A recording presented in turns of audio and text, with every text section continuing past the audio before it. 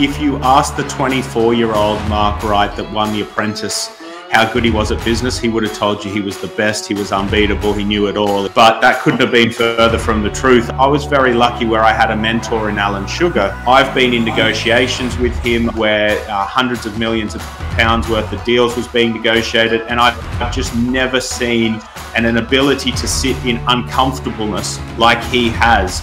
That ability is what it takes. Well, we know, we've interviewed him and he was tough as nails.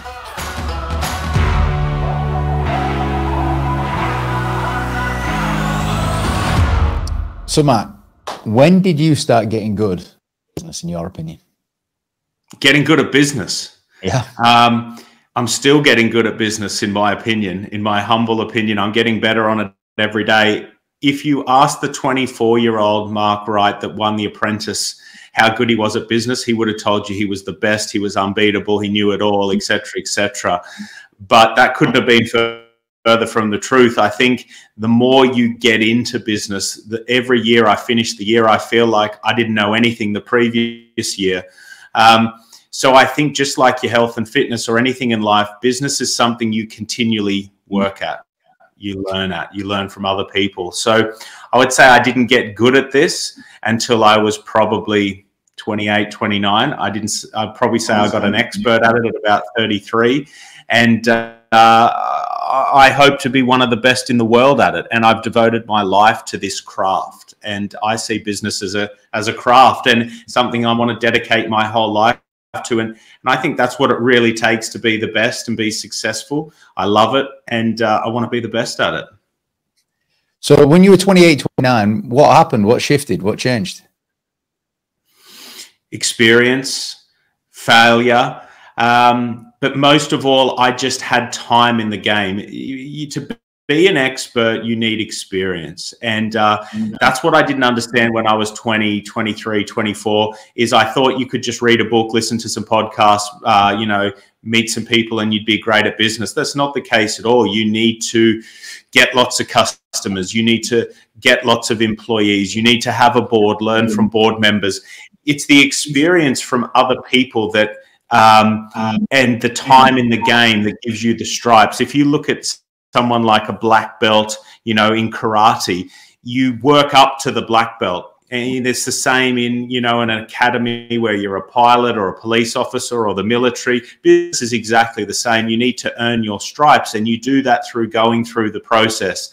And I think a lot of young business people, including me, had to learn that. But I was very lucky where I had a mentor in Alan Sugar, who has had 55 years in business, one of the most successful British business people, arguably, of all time. And what that allowed me to do was shortcut a lot of the lessons, get that experience downloaded a lot quicker. And so where some people maybe get to my experience level at 40 or 50 years old, I was able to get there by 30. And I'm very grateful for that mentorship. So you can shortcut experience. I mean, your first point is you don't get better in business in a day. You get better day by day, week by week, month by month, year by year. It's definitely an experience. And lots of mistakes along the way you acknowledged. But then at the end, you did say you can shortcut this. And you did it. You can.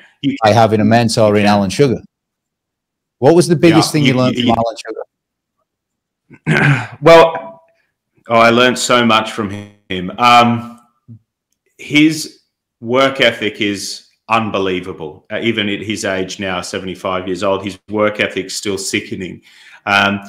His work ethic, his attention to detail, mixed with his toughness and willing to take risks, is like a formula for super success. Every successful person I meet in the business world is tough.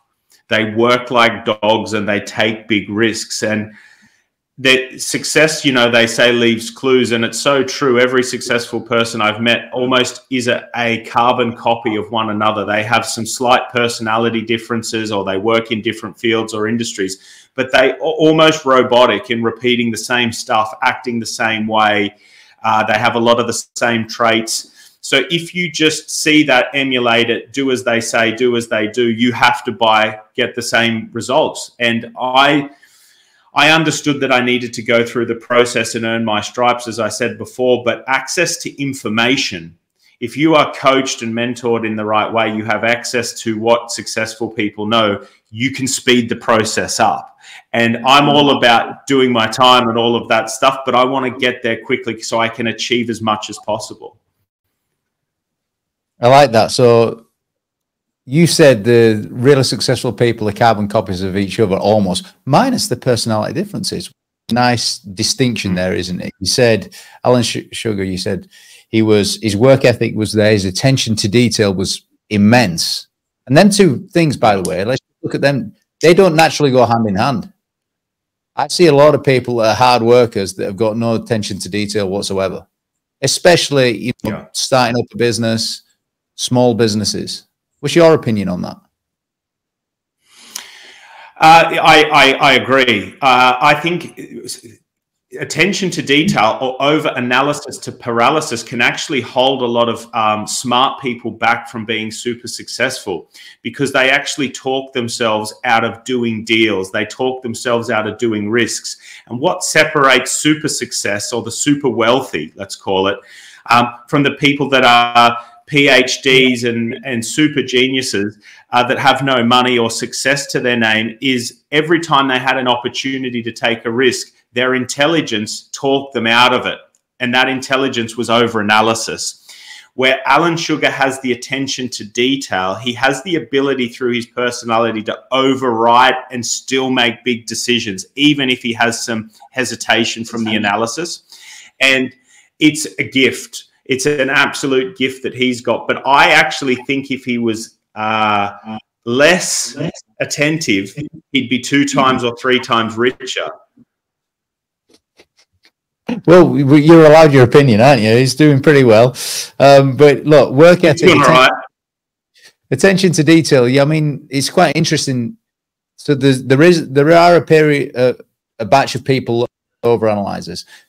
I was going with the batch of people that are underanalyzers. Do you ever see any people that just have no attention to detail?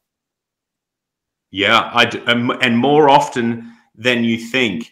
But what they do have that are the people that I've seen that are achieving at the top level that have a lack of attention to detail, they have a good team around them. So they go in, they're a bit of a force of nature. They're almost like a tornado. They go in, they get the deal done. They're a bit brazen. They take huge risks. And then there is a team, be it behind them, that have the meat on the bone ability. They can read the documents, do the accounting, do all the HR, all of the stuff. So you have that sort of force of nature followed by the team, and it creates this super successful individual. And then you sit down with them and you realize this person really doesn't know the details of their industry, their business. Their acumen maybe isn't what you think in the news media or whatever, but they're doing really, really well. They're worth billions and having private jets and private yachts. And it is that they all have work ethic. I've never seen anyone that doesn't have work ethic or the risk taking. And it just varies to their intelligence level and their attention to detail level every time. Yeah. And, you know, I think you did mention that other fourth aspect, that he's tough as nails, is Alan, isn't he? He's black and white. He'll ask you the frank questions. We know, we've interviewed him and he was tough as nails. Yeah, he's just showing the numbers. He's something else. His ability to handle pressure is 10 out of 10. His ability to handle stress, to handle conflict with other people, to handle combative situations is just well trained, well practiced. It's part of his personality now.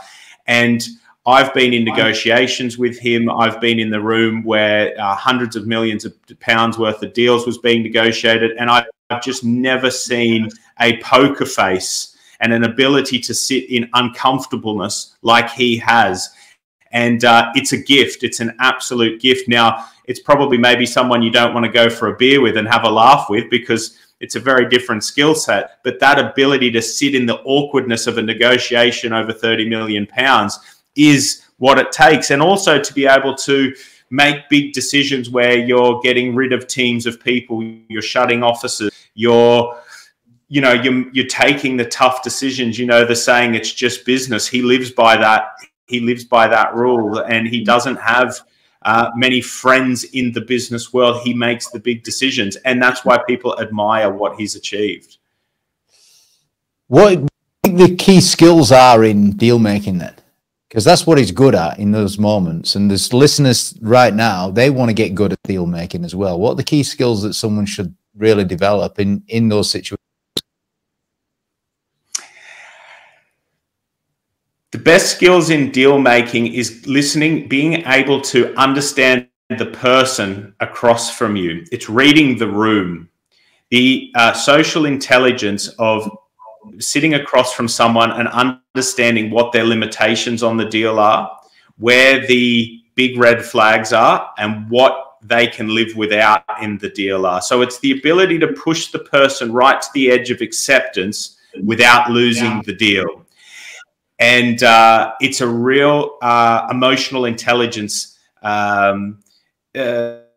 It's you've got to be able to read people. You can read MBAs and books and listen to deal making, things of the past and read white papers. But when you're sat knee to knee with someone at 1:30, 2:30, 3:30 in the morning, you've not eaten for 6 hours, everyone else has gone home, it's just you, them, and the lawyers in a room. No one trains you for that.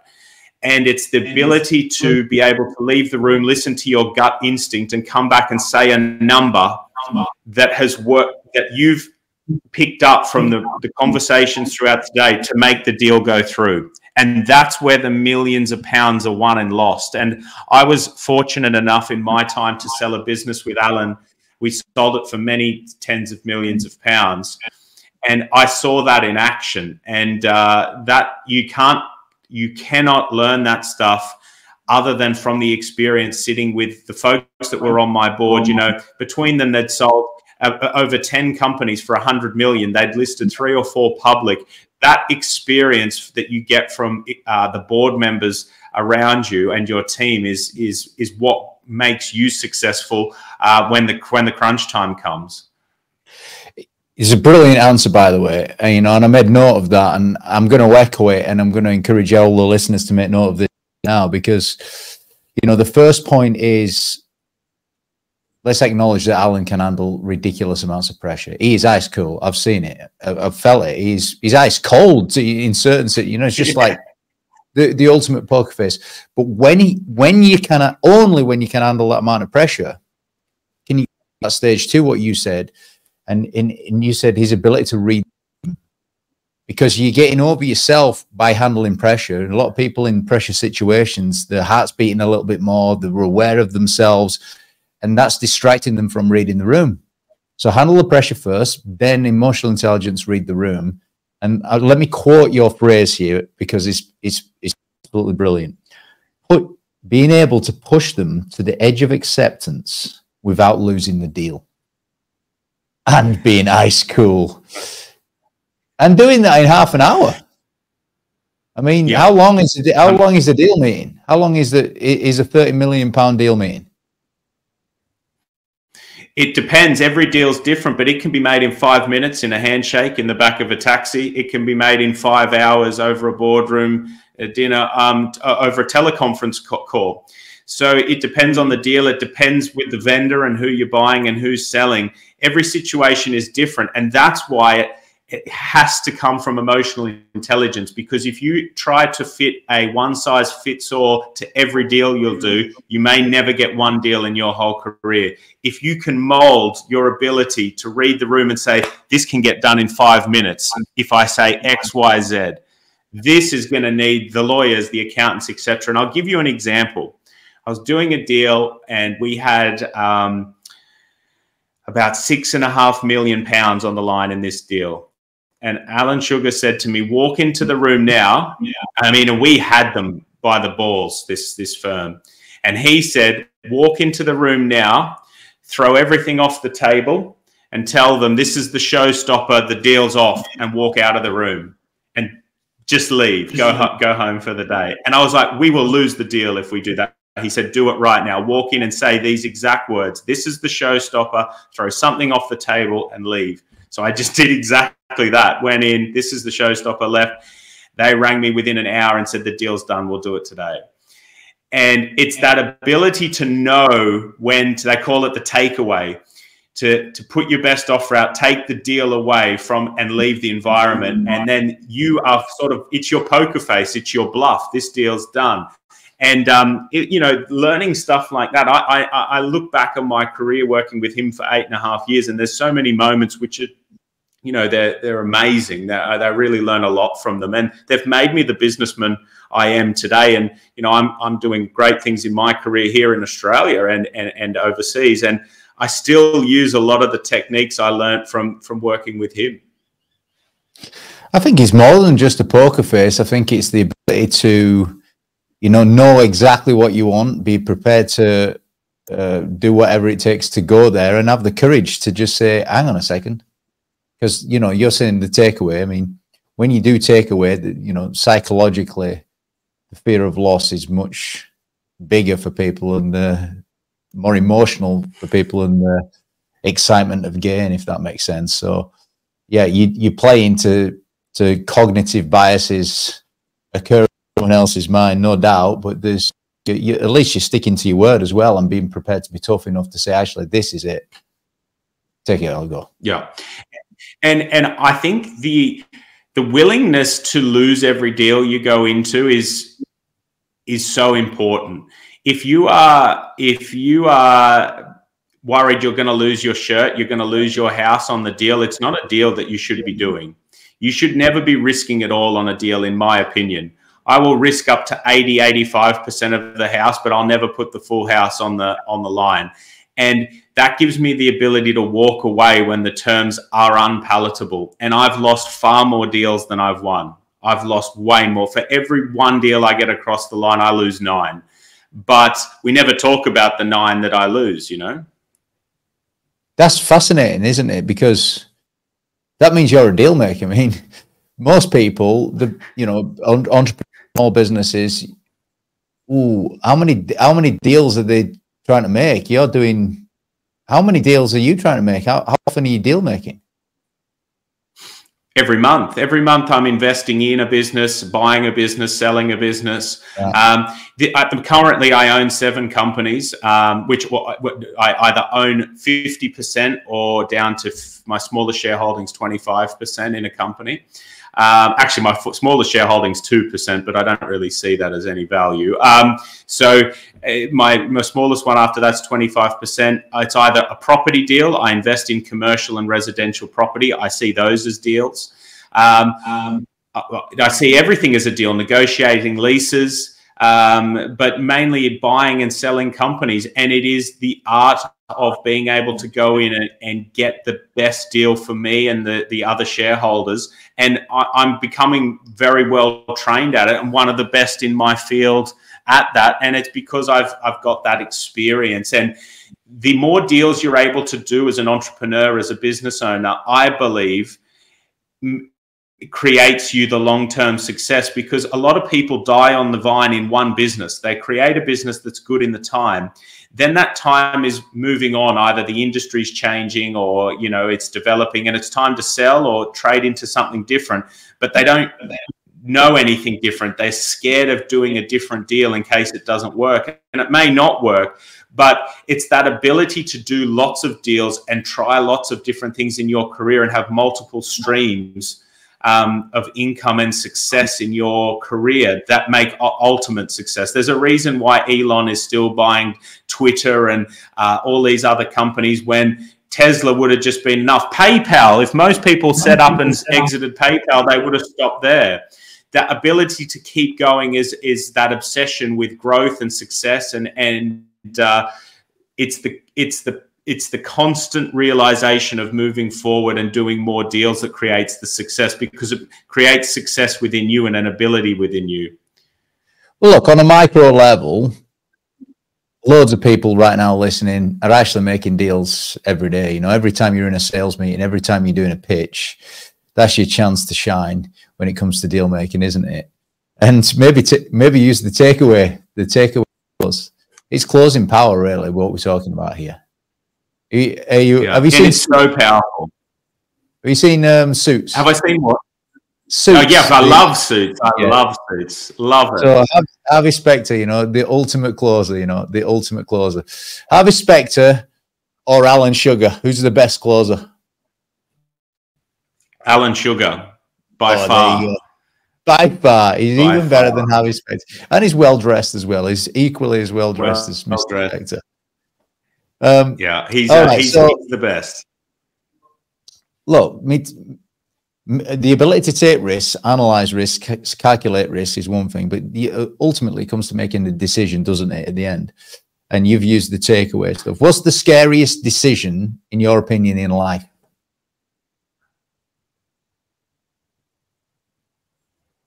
The scariest decision in life. I think the biggest decision you make in the business world, the scariest decision you make in the business world, is to quit a full-time job and start a business. That's the hard one. That's for me, that's the hardest, because if you're someone that's working in a career that you've maybe studied for or done for some time, but you have a great idea, you have a side hustle, and you know you should go full-time into that, to give up your salary and go full-time as an entrepreneur, that I think is the biggest, first hardest one that we all have to go through. And that's why there's only so few of us, because not many actually can do it. Do you remember doing that yourself? Do you remember? I remember it. And I still feel stressed thinking about it now, because I was working in London. I had an £84,000 salary back in 2013, which was pretty good. I was living pretty comfortably in Fulham. I had a really good life, a good circle of friends. I was comfortable for my age. The risk to go and start my own business, and then the year after, I made £17,000. So I went from 80 to 17. So there was a lot happening there. And that is why it's the hardest decision and sacrifice, because you have to go through that to get to the ultimate success of where you could be. It's a fascinating perspective, actually. I reckon every single one of the listeners can absolutely resonate with what you just said there, because, well, certainly all of the business owners, they've been there, they've done that. Maybe they've done that £17,000 first year as well. What was your second year like? If you had to describe your second year in one word, what word would you choose? Hellish. All right. So what's the word for the first year? 17 grand. What would let's get a journey here. So I would say pain year 1, hellish year 2, progress year 3, wealth year 4. There you go. Now, what we really need is 3 years of resilience. We need to be because how many times could you have given up if you had to, estimate a number or guesstimate a number? How many times did you have a chance to give up during those first 3 years before the wealth came? Every day is the true thing. Realistically, at least once every 2 months, once every quarter, I considered it seriously. I mean, there was a couple of times where I went home and I thought, I cannot do this any longer. It's not working. We're not making enough money. And I think Companies House is full of businesses that are dormant or have closed down, where the business was a good business, but the owner quit before the business did. You will quit before your business does on you. No doubt about it. You give up before the business. It's that ability to stay in the fight long enough to be successful. And I think that's the testament of most people that we look at now and say, wow, look where they are. Look at Gymshark or this business, insert success here. They will tell you about the 5 years of 0 to 5 years that was just brutal, where they didn't think they were making it. They were at markets selling on a Sunday, putting leaflets on cars, putting things under doors, whatever it was. and they just can't believe now that they have 100 million turnover a year or whatever it is, because the journey seems so quick from not surviving or struggling to survive to 20 million turnover. Seems like it's just like a flash of the eyes and it's there, but there's so much pain in that process. Yeah, I mean, I like your original point. You said every day, but realistically, it was once every 2 or 3 months.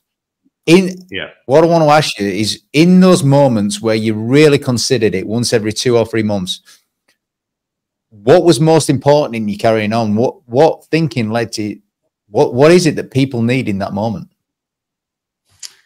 I would just reflect, and this is how I work, and everyone is probably different, is you need to look for what motivates you. And the fear of failure, to me, of people saying I didn't make it, particularly at the time I had a public profile in the UK, so it would be a news story that, look, the Apprentice winner that said all of this stuff isn't actually that good at it.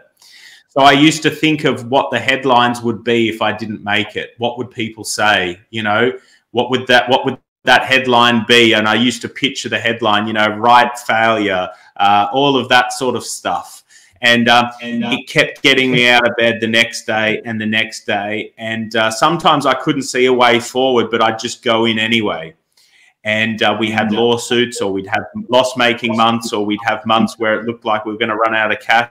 And I would just turn up anyway. And I'd work till the end of the day. And sure as shit, it started to come together. And it's, you know, it is perseverance is, you know, it is just such a powerful thing. As I look at Alan Sugar, and you sit in the room with him, and you're getting trained by one of the most brilliant billionaires of all time, but you realize this is just a man that's persevered for 50 years.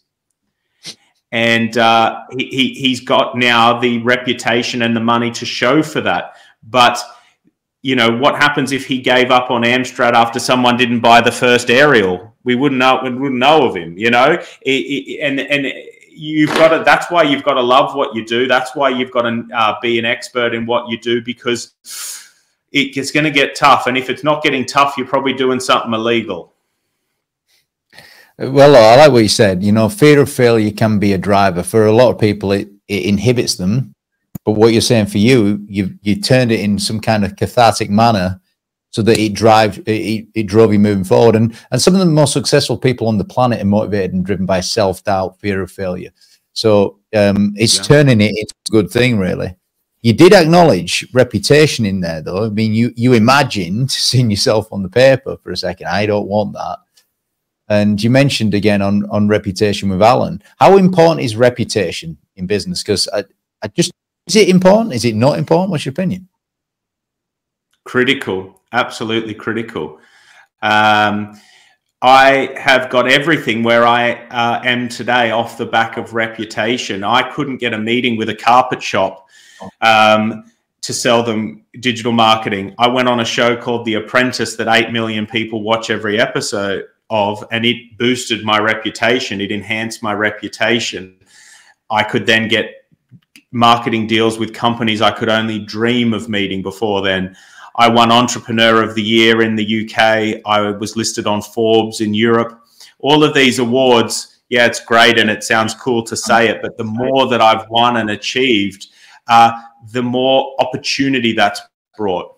So the more I've enhanced my reputation, the higher I've been paid for my time, and the better my career and finances have seemed to got. So I think that's why people worried so much in this new woke world we live in about being cancelled. Like this cancel culture is because if your reputation gets tainted, that your financing can go with it. So it was probably gone a bit far the other way, but I believe it's really important the way you treat your customers, the way you treat your staff, the way you conduct yourself, because your reputation in business is, I deem it to be critical. Yeah, and look, the more awards you win, the more awards you win. You know, that's what's happened to you. Every little achievement that you've had, it's been a stepping stone moving forward to greater success. And you've correlated that with your finances and your personal growth as well. So, you know, well said. Is crucial is your rep. How can someone take, you know, if someone's starting out now What would your advice be to them in building the reputation? Start with building a reputation in your local community or area. I mean, if people don't know who you are and what you do, they can't buy from you. And what I've always been good at is, obviously I'm in marketing, so I know this better than most, but it's not really a well-kept secret, is just go to your local community newspaper and write a business article, offer to run a free radio show or podcast in your community that helps people with business, offer to mentor people for the Prince's Trust, whatever. Start by giving back something, giving your services away, giving advice out for free, and look at what that starts bringing you. Long before I was well known for being a digital marketer, I was speaking at schools about SEO, Google Ads, Facebook marketing for free to students, teaching them how to do it. One, to improve my communication skills, how I speak. And they say if you teach something, you better understand it yourself. But two, I was giving back to people. And I got my biggest customer ever. I won't name the name of the company, but it's one of the most well-known companies ever. From speaking to kids at a school, this guy's daughter was in the crowd. She thought I did a good talk about SEO. Her dad contacted me on LinkedIn and became my biggest customer of all time.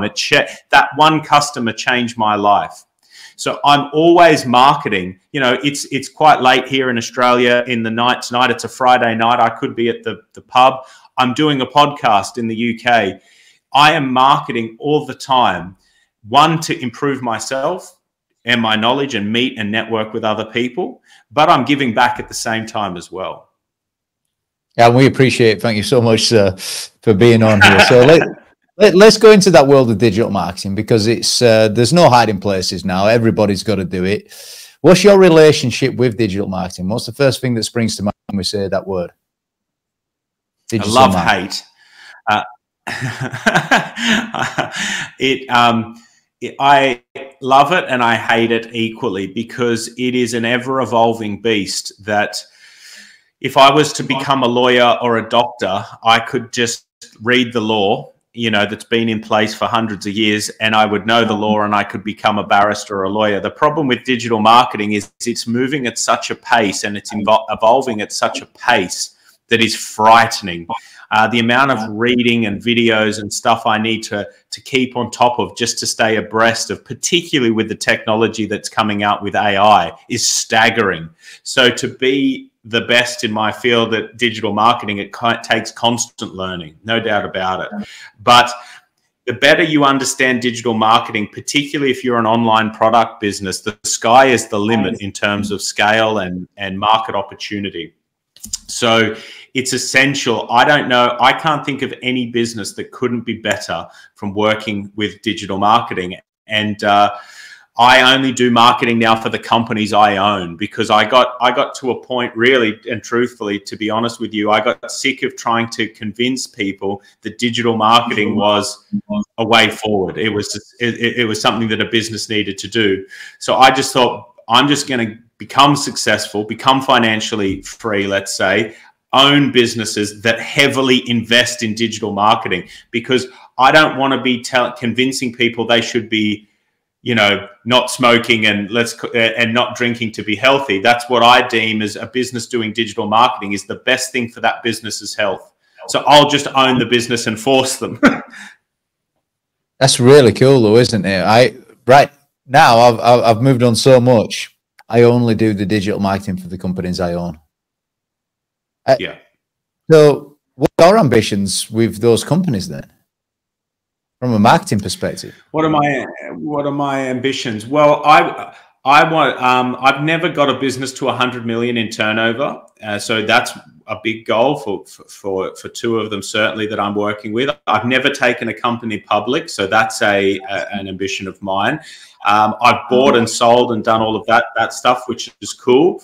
But for me, it's about learning new stuff. So at the moment, I own a pilot training academy. So I own a small charter airline and pilot training academy in North Queensland in Australia. So I'm currently doing my pilot license, which is incredibly difficult and a new challenge for me, because I own 2 planes myself, but I can't fly them. I have pilots that fly them. So I want to be able to fly my own plane, which is a bit of just a personal goal and something to challenge myself and do that. But on the business front, it's just I would love to be my own Alan Sugar. I don't know how to say that in a less cheesy way, but be a motivational, well-known Australian successful businessman here to the Australian community that is able to achieve great success on the world stage. Look, you got some clear goals there, and they're very big as well. You know, you want to float a business. You want to get to your current businesses to 100 million. You're serious about scaling up. So serious, in fact, you're only going to do digital marketing for your own businesses. So when it comes to goal setting, and all of the listeners are into goal setting, what's the most important thing in your when you come to setting goals? Happiness. My own personal happiness is the most important goal. Without being happy, what am I doing this for? It doesn't make any sense, but I love goals. So like, I'm just getting my wallet out here. Everywhere so I've written myself a check there from Barclays that I can cash for £100 million, actually. So you'll like that one. You know, I believe if you don't have a goal, you can't be motivated long term. And also, if you don't have big, audacious goals, how motivational can you be as a leader? As someone that, you know, manages people or engages in the business community, it's always cool and more motivating to be around people who know where they're going. If you know where you're going and you know where your business is going, you can lead other people there. But you've got to know where you're going to start with. But you know, I'm a dad. I'm just about to become a husband at my upcoming wedding that I might be using all of that check for 100 million. The way it's going, there's going to be nothing left of that check when the wedding venue's through with me. What's more important to me now is doing things that make me happy, doing things that make me healthy, and learning. Because the more I learn, the more I improve my skills and push myself, the more I seem to earn. And there's a correlation between working hard, taking risk, and continual learning in my net worth increasing. And by the way, my happiness increasing, which I put far more credibility into than my net worth. I just happen to have a big one of that, and everyone cares about that more than my happiness, but they seem interlinked. And so it's just pushing myself continually in that thing. And that's what goals mean for me, the ability to continue to push myself to be a better human being and a healthier human being than I was yesterday. I like that. Look, happiness first. You know, the great words of Dale Carnegie, how to win friends and influence people's echoing in my mind here. It's all about relationships with the people that matter most in your life. Just develop deep, real, meaningful, lasting relationships with those people. You'll be happy. Now, you've got other sort of side goals here, not side goals, but not serious goals. You just pulled out the check. And by the way, for all of the listeners, that wasn't prepared in advance. You just did it in the moment. It was already there. So the check for the 100 million. I dare you as listeners right now to get a check out and write it to yourself and take the inspiration from Mark Wright himself. I love that. And I also love that you're putting happiness at the top of the tree. How many? Yeah, I'd rather be broke and happy than have money and be sad. But I think you can have it all. I really do. I have it all. I'm currently in a really good stage in my life, and I'm prepared that that's going to change. I've had lots of very difficult times in my life, and there's probably one that's just about to knock me on my ass, which I'm you know, prepared the best I can be for. I don't know what life holds. It's suffering, isn't it? You go from problem to problem, but I do believe you should be aiming to have it all. And you know, why else get up out of every day? It's inspiring to be around people like that. It is, and very inspirational comments as well that you've said. I know that you've gone on record in the past as well about the power of written goals. I think all of the listeners listening right now are on that page as well, having them written down and shared, because when you share them, actually you're demonstrating some form of inspiration to other people, and they want to be around you. What did you say? People that know where they're going, they magnetize you in more. You want to be around them. 100%. They've got a clear purpose.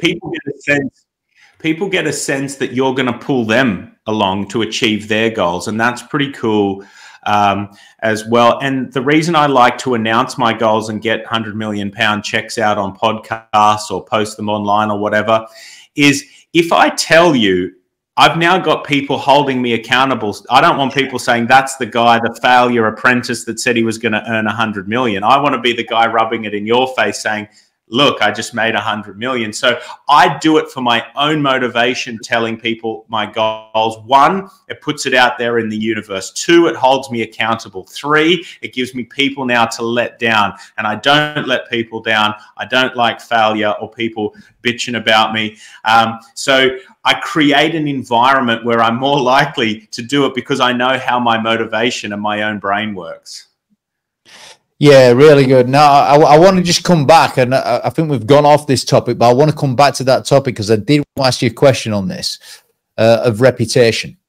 And there's a concept, it's been well branded in sales for decades, of know, like, and trust, you know, and that's part of the a part of reputation management.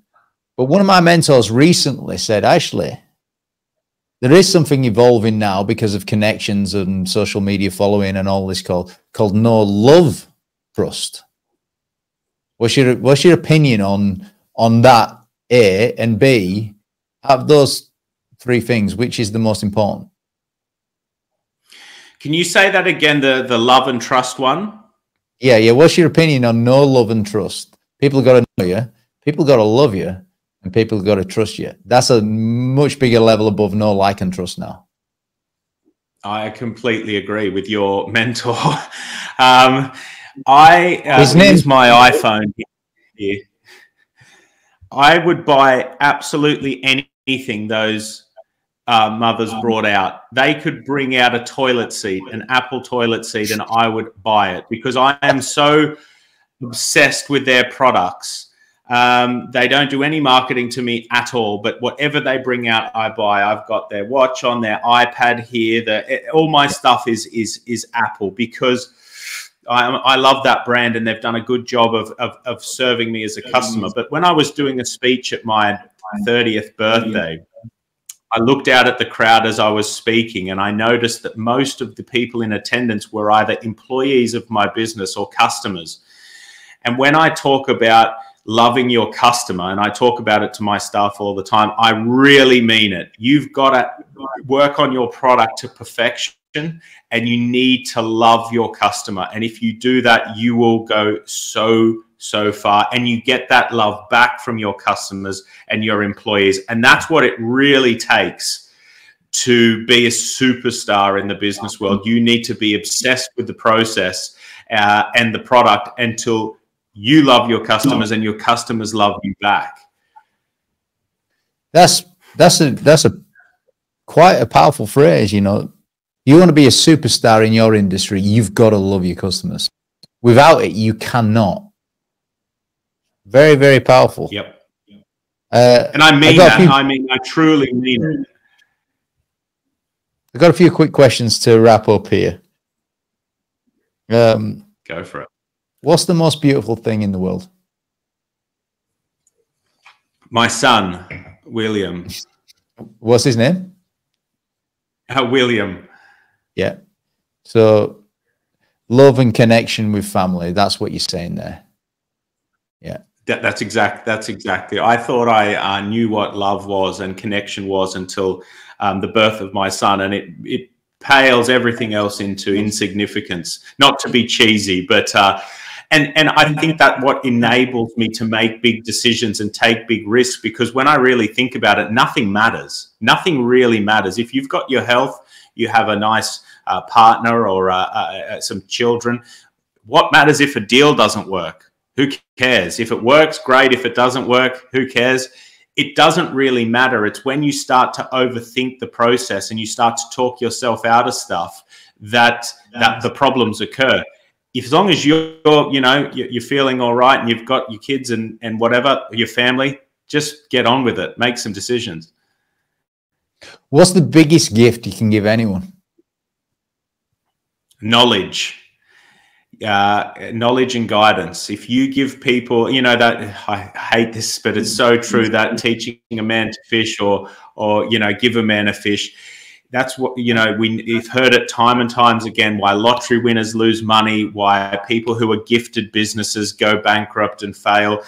You have to understand the process and get the knowledge to be successful, to hold money, to multiply money, to do well in the business thing. You cannot cheat the system. You can speed the system up, like I said, by mentors, by education, by all of that stuff, but you can't go from zero to billionaire. It just doesn't work like that. It is, you don't deserve it. The universe does not give you things you haven't earned or deserved. You have to create that yourself, and you do that through knowledge. Yeah, well done, well said. I like that. Learning, knowledge, education. So what's your favorite book? What's the best book you've ever read in personal development or business? The Alchemist by Pablo Coelho was my number one. Why did you choose that? Why have you chosen that? It resonated with me the most at a time I probably needed it to the most. And I felt like it was directly speaking to me, like every page, every word, and great books do that. And the same with David Goggins's book, Can't Hurt Me. Those books they blew me. I could not put them down. And that's what made them impactful for me, and special to me. And I must have read The Alchemist 400 times, Well, there you go. Why should the listeners read The Alchemist then? Oh, they shouldn't, or they should. It doesn't matter. They should. I think they should read constantly. Whether that's, I don't read books physically. I listen to audiobooks whenever I'm on the treadmill, in the car, that sort of stuff. I'm not a big physical reader. I listen to it audio.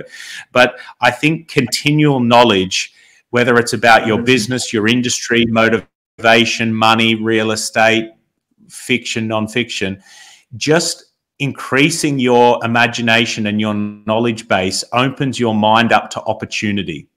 And it's much better than sitting there watching Love Island at night, let me tell you, because there's no opportunities there for you. Alan Sugar or Elon Musk? Alan Sugar.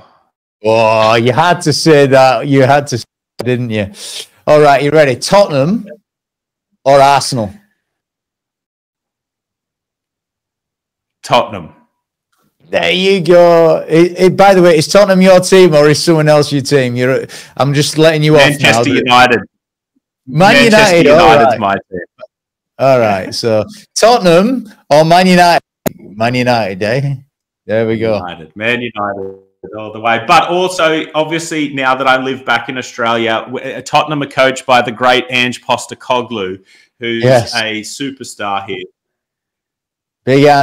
Big Ange. All right. So what's your advice for the first action the listeners should do after listening to this podcast with you? Write down and review your goals, and write down and review at least one person you need to change or remove out of your life. Very powerful. Look, my favorite part of this discussion, there's been plenty. I've got loads of notes over here. But single-handedly, my favorite part was when you shared the skill set behind Alan Sugar's prowess on deal making, that ice cold nature, that willing to take it away, that willing to read the room, not willing, the ability to read the room, stay cool, and push to the point of acceptance to making that deal happen. So that was my favorite bit. What's been your favorite part?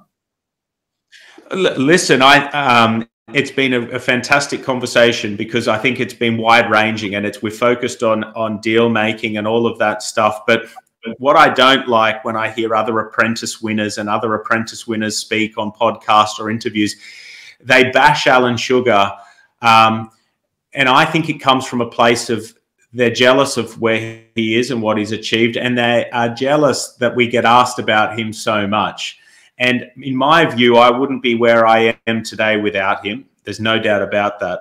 And I don't think by celebrating others and helping people and providing the advice he gave to us, to others, that it in any way slows us down on our journey to success at all.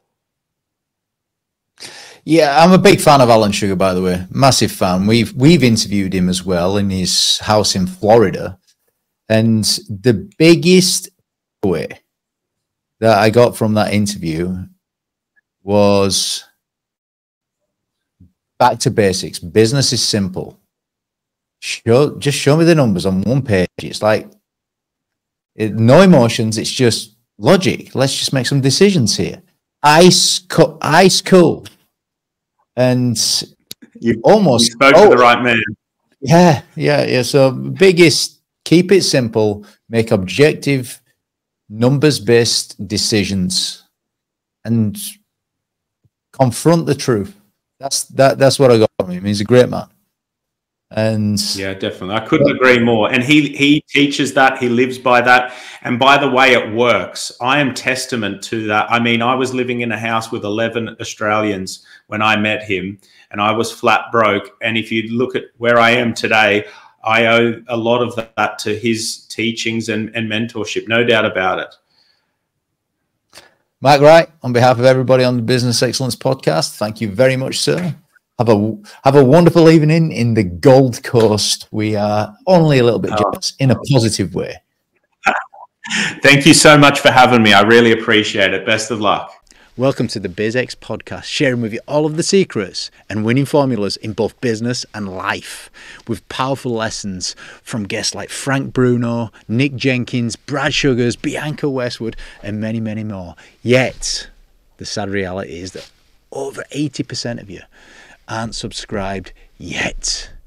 And if that's you, hit the subscribe button now and help us grow this channel so that you can get 1% closer every single week to achieving your dreams in both business and life.